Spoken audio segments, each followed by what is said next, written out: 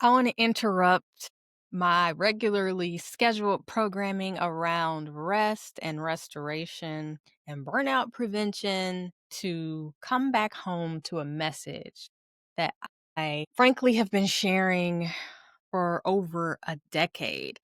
I just got back from my 5-day sound practitioners training in upstate New York with Sarah Oster, and incredible is an understatement. It was a life changing experience. Both what I learned about facilitation and sound and how I can deepen my own practice, but also the community. I've got like new sound besties, new group chats, new community members, and that's something I want to talk about in another episode soon because, gosh, it's hard to find your people after a certain age. And I feel like I hit the jackpot at this event because so many people were on the same wavelength as me and we were all resonating, not to be corny, but literally our energy, spirits, minds, souls really resonated through this desire to bring healing energy to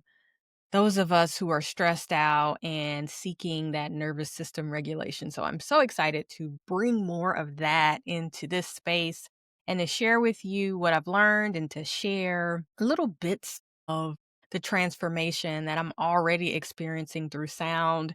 So you'll be seeing more mini meditations and mindful moments integrated into the other purpose-scaping topics that I already share about here.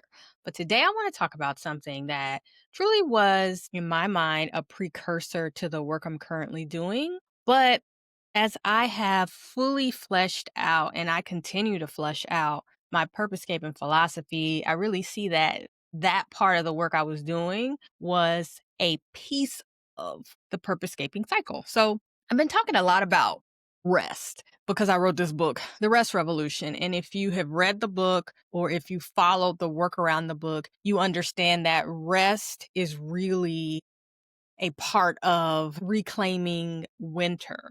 So in chapter 4 of The Rest Revolution, I write about this concept of repeatedly skipping winter, something that high achievers typically do because they're overworking on autopilot. And so when you think about your life in a seasonal frame, you get something started in the spring, you plant, you add some growth to it during the summer, you get some traction, the fall you harvest, you get the promotion, you get the awards, you get the revenue, etc.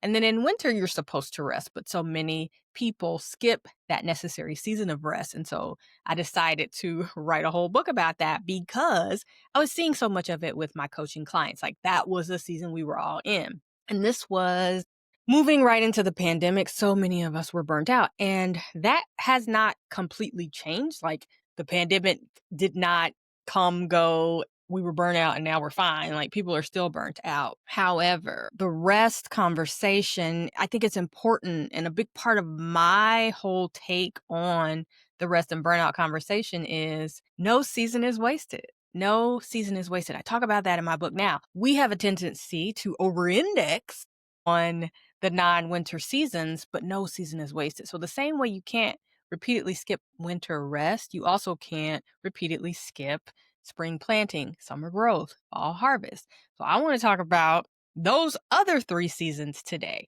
the spring, the summer, and the fall in that purpose-scaping framework. And those 3 seasons combine to comprise my other philosophy, my personal branding framework, Package Your Genius. So if you are new to me, you may not have heard about Package Your Genius, but that is really where I built my brand.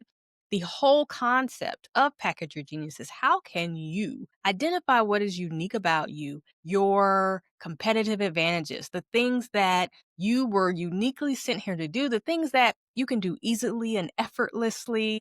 You may have seen me write about the paradox of ease in the Rest Revolution. So that ties neatly into this concept of packaging your genius.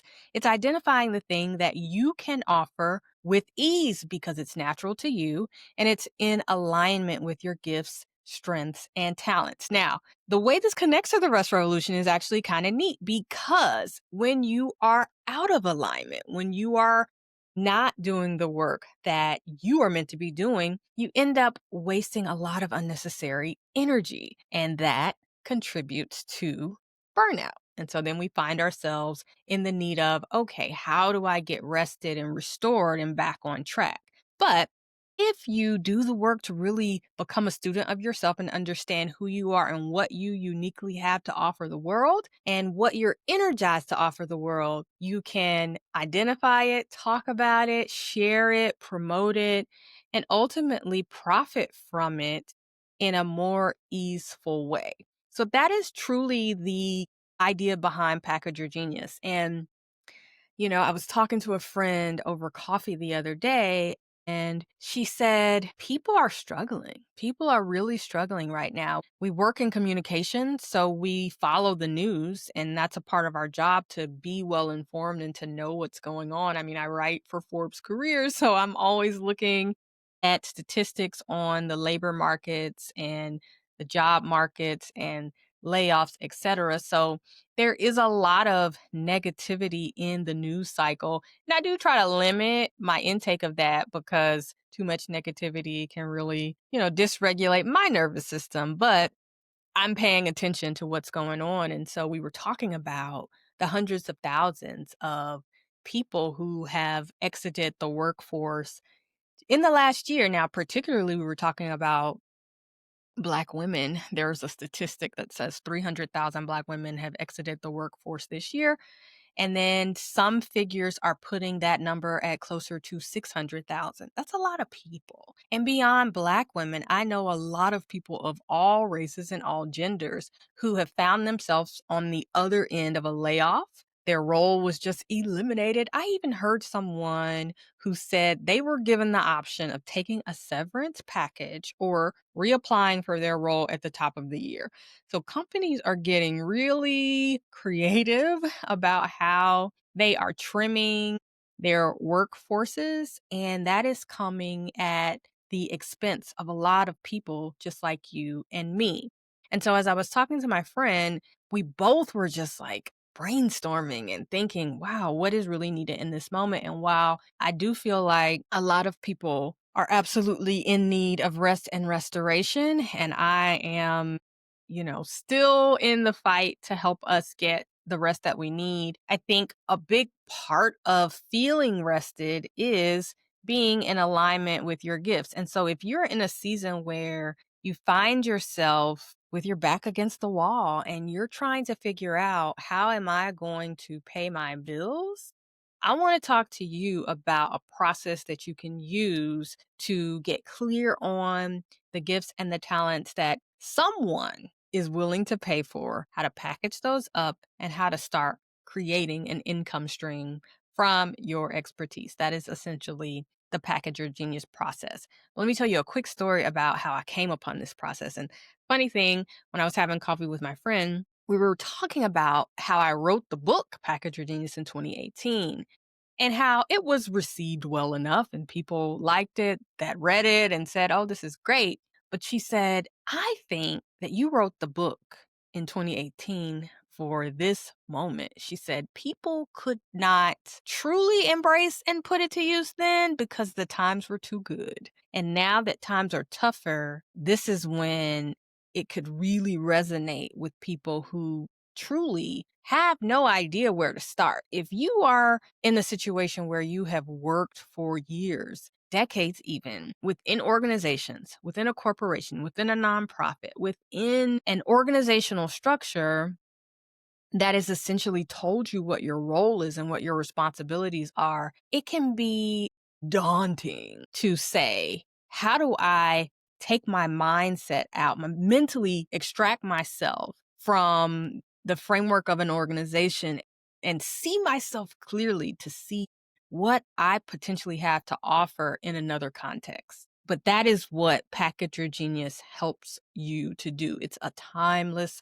process. And while I wrote the book in 2018, I actually came up with the process in 2008. So let me tell you a little bit about that. So in 2008, I found myself truly with my back against the wall. I had recently been laid off from my newspaper job. I'd recently had my first baby. And my husband also had gotten laid off. So we were really early adopters of the Great Recession. We were early to the punch. It seemed kind of like, okay, wow, things are tough out here. Is it just us? And then as time went on, we realized, no, it's not just us, it's everybody. But I remember, I was one of the last people into my newsroom. I had come in, I was young, I was in my 20s, gotten an internship, and then I had been promoted to a staff writer position. And this is all after I had gone through the trouble of securing this journalism fellowship that even teed me up to even be in a position to join this newsroom full time. And so I kind of like put in the work. I had gotten onto this track where I thought, okay, I'm going to start as an internship, staff writer position, potentially move up to senior staff writer, maybe editor. I don't know. I might then make a jump to another paper. I was playing the game. I was in the flow of things. And so the economy really tanked. And at the time, the newspaper was supported by print advertising. And essentially, what happened at that time was Craigslist, if you remember Craigslist, essentially took all of that marketing, advertising revenue off of the table. And so the newspaper was just having a tough time. I had, I guess, terrible timing, as it were, to be joining the journalism field. But like, as the years have progressed, it seems like every other year there's some sort of similar situation in media. So who knows? I mean, I feel like this has been imploding for the last 20 years.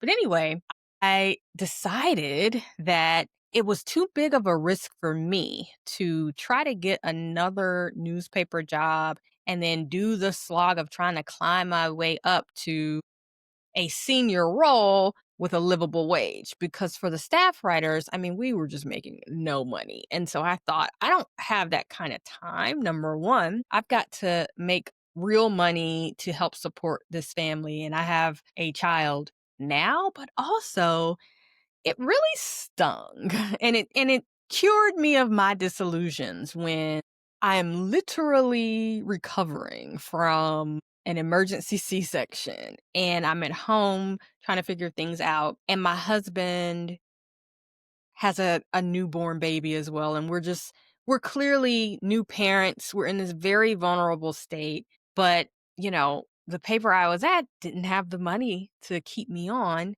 and then his role didn't have the money to keep him on, and while I understood the economics of it all, I think in that moment I realized, wow, the economy or a job is not going to keep you around just because you are in a sensitive or vulnerable or intense personal situation. It doesn't really care about you. Like if the math doesn't math, then you have to go. And so for me, I internalize that message as I am ultimately responsible for my livelihood. And if I am going to put my trust in any institution or organization, I want to put that into the institution of Amanda. I want to bet on myself because I know that I am not going to let myself down. I'm not going to accept that we just don't have the money. Sorry, we can't do it when it comes to feeding my kids. And so, with that kind of battery in my back, I decided, all right, Amanda, what do you have to work with here? What are your marketable skills? What are the things that people are always asking for your help with?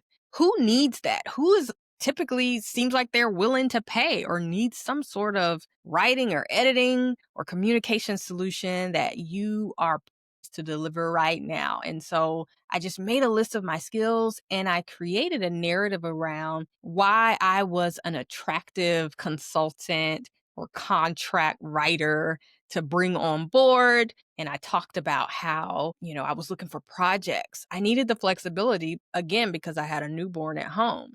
And so I didn't want to necessarily go into an office every day, or I didn't need someone to, pay my health insurance. I wanted to have multiple projects across a diversified group of clients so that also I wasn't beholden to the ups and downs of one client or organization or one company. I needed that diversity because, again, I was really sensitive to this idea of putting all of my eggs in one basket and having all of my needs getting met financially from one source. I was done with that.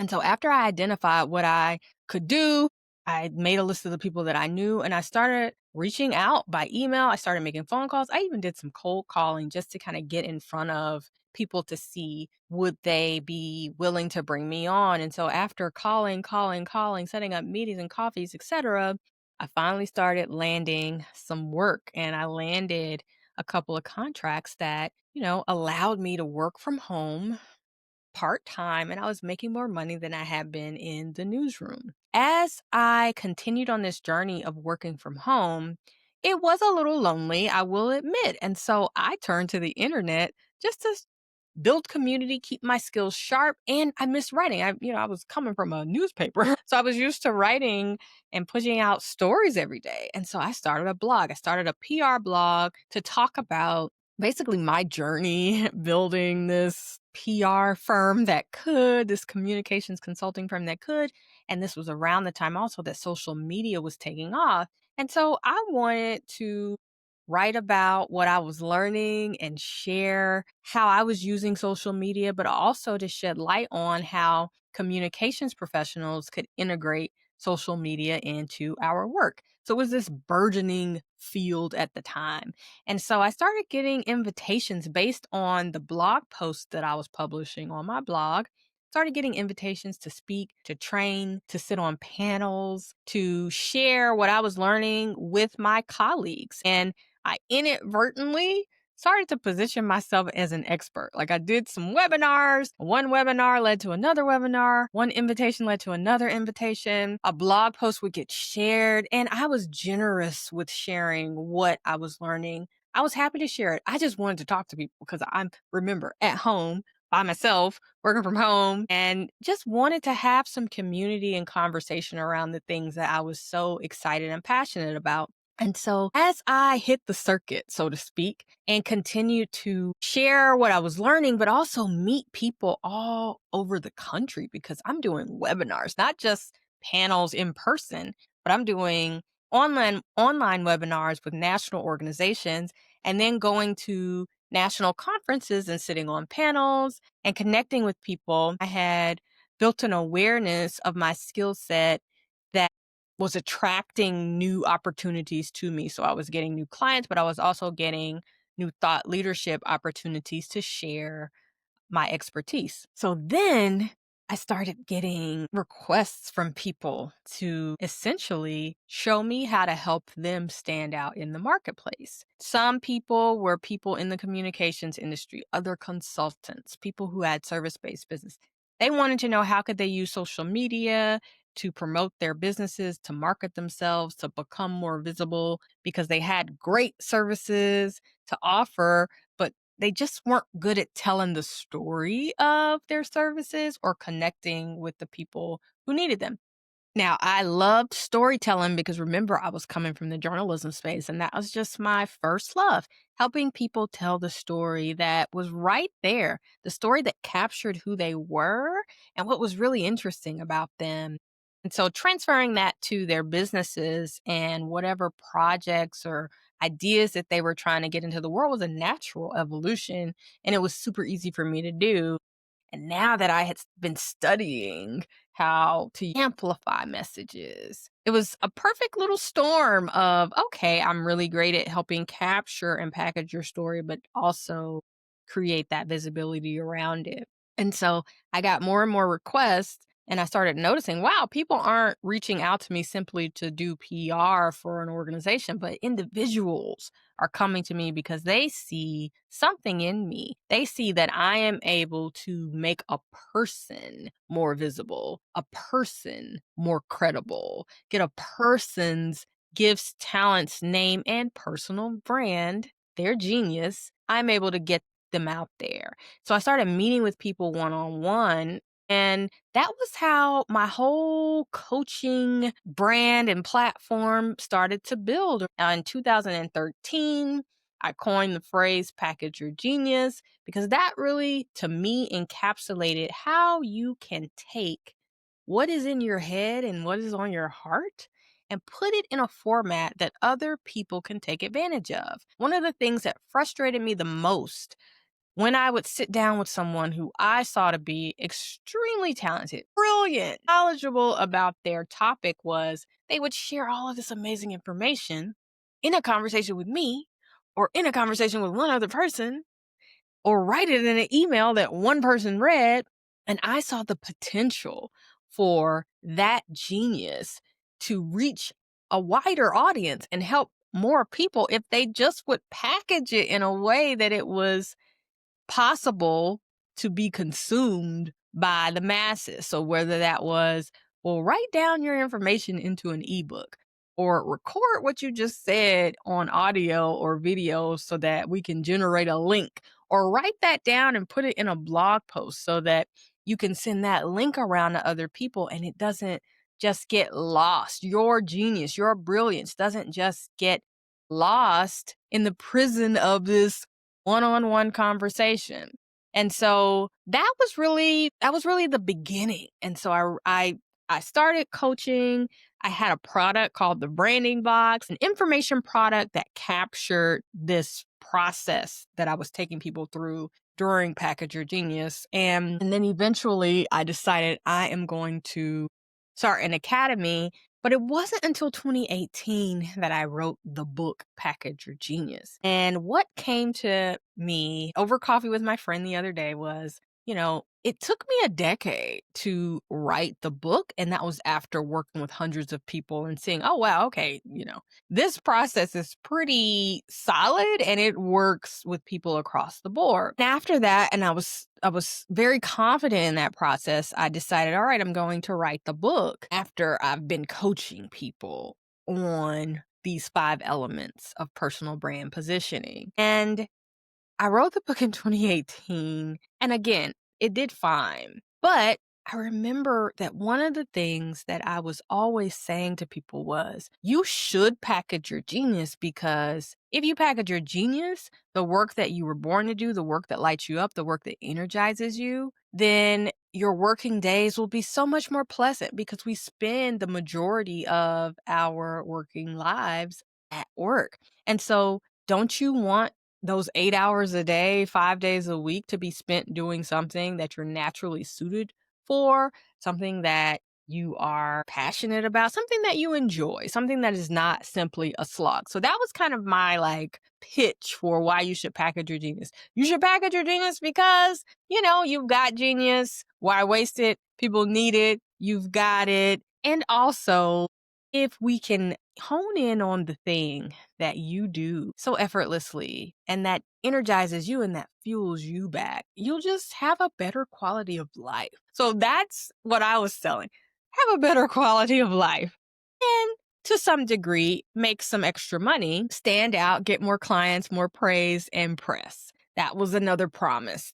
But as my friend remarked to me over coffee, that information and that pitch of just, get some more praise, more clients, more press, have a better quality of life.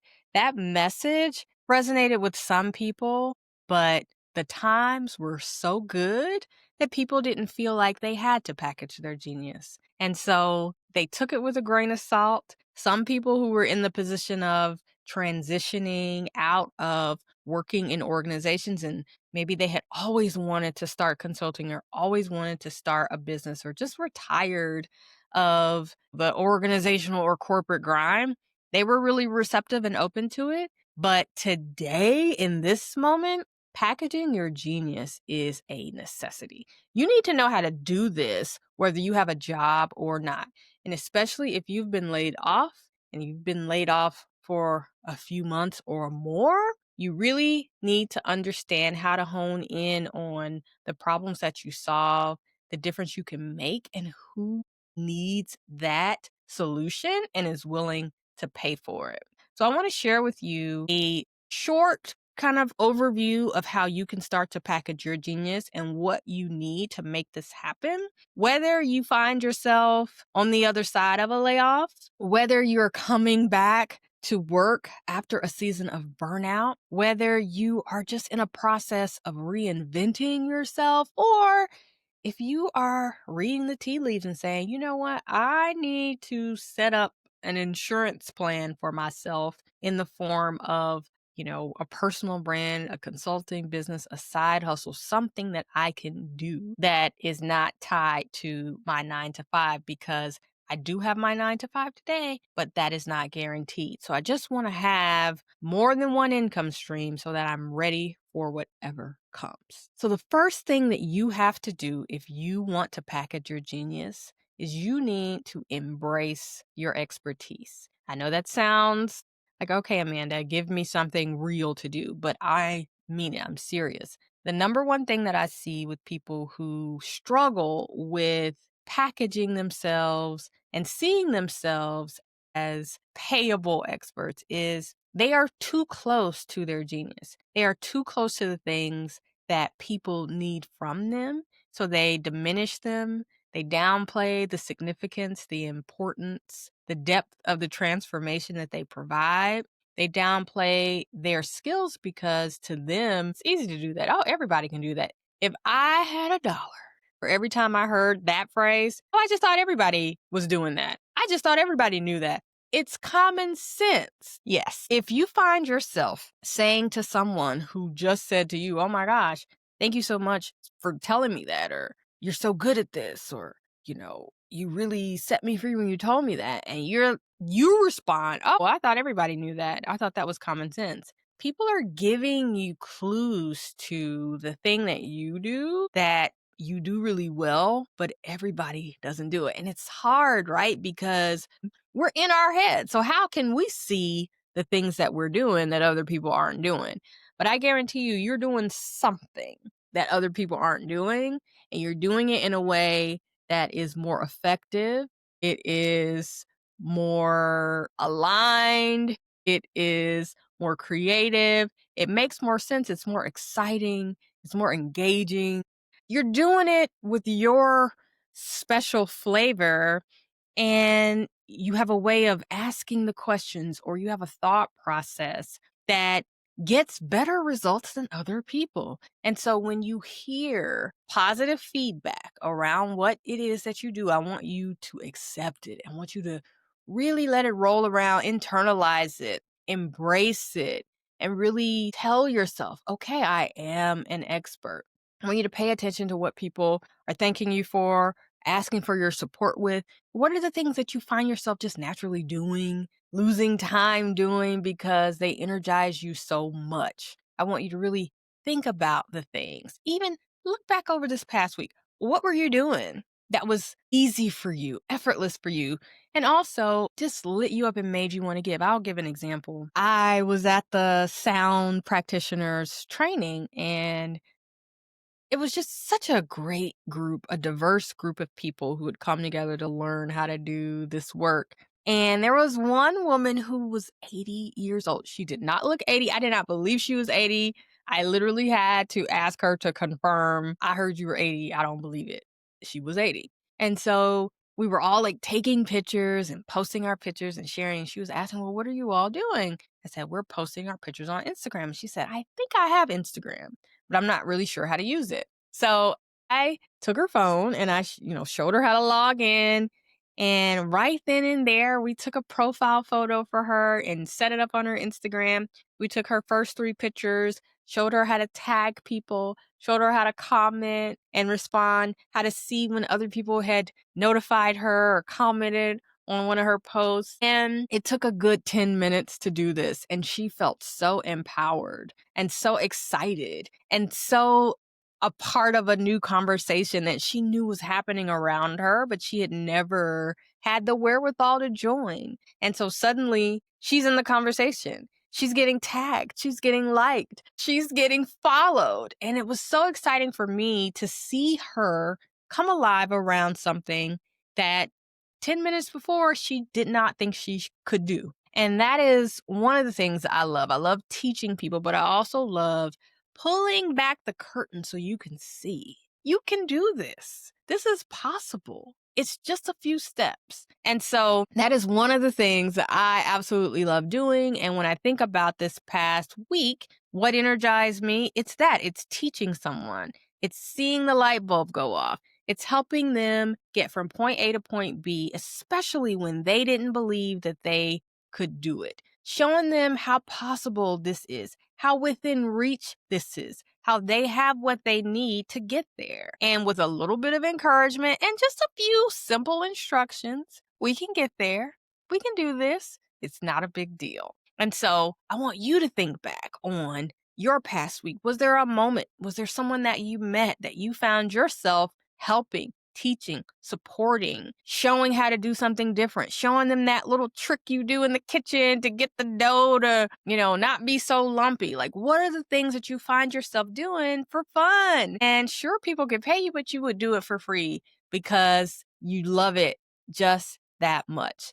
So, number one, embrace your expertise and start looking for those things that people are already telling you they need from you, they want from you, you're great at, you do better than other people. Now, after you've identified something, the expertise lane that you want to jump into, I want you to think about your process for helping people get results. Now, a lot of people struggle with this piece because they say, well, I don't have a process. I just do this. I guarantee you have a process, but you're not paying attention to the steps that you always take to get the best results. And so I want you to think about whatever it is that you've identified that you say, okay, I could do something with this. Perhaps that is baking cookies, which, as you know, I have a child who has a whole cookie business that started because he loves to bake. He started getting curious about baking and looking up recipes and seeing how they would work out, how they would taste. He shared that he was doing this with his community,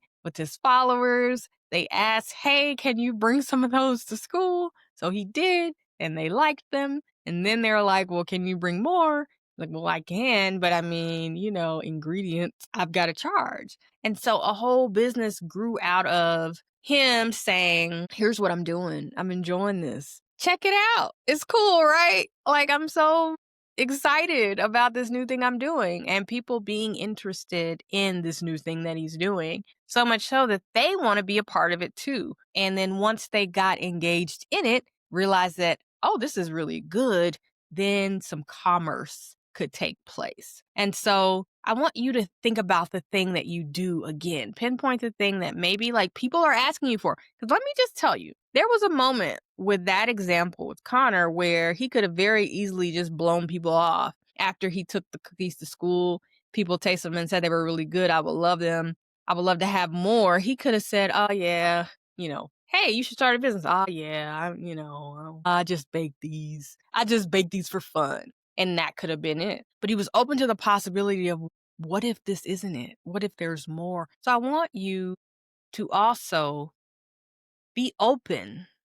Like when you go out there and you listen to the people who are already telling you what they want from you, I don't want you to shut it down and squash it and tamp out that new energy immediately. Take a deep breath. Let the awareness of what people are saying sink into you and allow yourself to imagine, what if this could grow? What if this could be bigger than I'm even envisioning? What if this is something that never occurred to me that could be a pathway to my economic freedom? Be open. Don't shut anything down. Don't decide that you can't offer your skills in one way or that people aren't willing to pay for things packaged this way. Be open to all of it. You have no idea where the genius will come from or what iteration it will take next. I've packaged my genius dozens of ways over the years. And I think one of the things that's exciting to me is that I'm always open to seeing where the next turn of inspiration is going to take me. And as I've watched my children, that's something I'm excited to experience secondhand with them too. As they're curious and as they explore what they want to offer the world and they're willing to get feedback from the world, it's just exciting to see where it goes. So do not turn your face away from the compliment. Do not shut down the opportunity that emerges when you dare to share what it is that you're finding joy and excitement and fun and energy in, or you're finding ease in supporting people in that way. Be open to the possibility that this could be a new pathway for you, a new opportunity. Don't shut it down. So I went on a bit of a tangent there because I was talking to you about creating a process around whatever it is that you do. Because the thing is, especially if you are going to teach someone else, consult with someone, or take people through their own transformation, you need to understand clearly what are the steps that you always take to get the results that you do. When you're talking to people that may want to hire you or buy from you, it's good to be able to say, well, this is how it works. First, we do this. Second, we do that.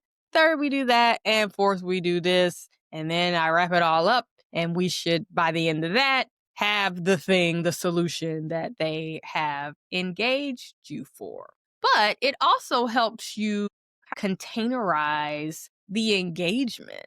So paying attention to your process can help eliminate scope creep on the front end because you know these are the 4 steps. Each of these steps takes about a day or 2 weeks or 3 months or however long that it takes. And then you can start to set expectations for how this process will go once you're engaging with your clients. The last step in this simple get it up and out the door package your genius process is to put a price on it. And this is sadly, another step where people often drop the ball. They do everything else. And then when it's time to say costs $5 or $10 or $10,000, they freeze and say, oh, well, you can just have it because I'm new. I'm practicing. I don't know what I'm doing. But here's the thing. If you are packaging your genius, you are essentially doing the thing that you've been doing, but you are just packaging it in a way that new audience can experience and benefit from. So it's not like you're pulling something new off of the shelf. You are simply curating and you're packaging the very best of what you've always done, the very best of what you do. So don't undersell yourself. Don't diminish the contribution that you have, especially if you have worked for years to acquire the skills that you have, the facility with the tools that you use, like you know how to do this because of repetition. That repetition is worth something. Those years of experience are worth something. And especially when people are asking you what you would like to be compensated, come prepared with a number that you can say to let them know. Or better yet, you have the invoice or the payment link ready to go. So again, I know that so many of us are still climbing out of burnout. We're still exhausted from the year that it has been, the season that it has been. And you might have some personal things going on in your life that have just made this moment particularly grueling for you. However, winter is but one season, and we must plant, we must grow, we must harvest. And so, if you are in a position where it's time for you to reinvent your skills or reinvent yourself because you've been laid off, because the industry that you're in is unstable and you're not sure if you'll have a job in the next few months, or if you simply want to diversify the money that's coming in because you realize that it's unsafe to rely on one stream, I want to invite you to join me for a 3-workshop series that I'm doing to help us get motivated, build some momentum, and get our genius package for the upcoming year. We talk about Black Friday. How about Brand Fridays? 3 Fridays with me. We'll do a workshop each time, 3 sessions. We'll talk about some of the things that I've shared with you today. How do I figure out what my expertise is? People say, start a business, start a business. Well, what business should I start? What makes sense for me? What am I good at, right? What should I offer people? Should this be packaged? What direction should I take with my skills? I love helping people through that question. And then once we have a direction, really setting up those first few steps of this is how you get started and start getting paid now. Don't overthink it. There is someone who needs what you have to offer right now. And I want to empower you with this process that I have refined since 2008. 2008 is when my back was on the wall and I'm like, okay, what am I doing? And going through this process, it was life-saving. It was a life-saving process. And over the years, I've gone back to it and back to it time and time again. And I've taught countless people this process. And so it's proven. I absolutely have relied on the Package Your Genius process over the years. And I want to share it with you over these 3 sessions. So comment the word genius wherever you are experiencing this content, and I will get you the link to join me. Best of luck to you in this season. I know we're going to get through this. It's a tough time, but we are tougher.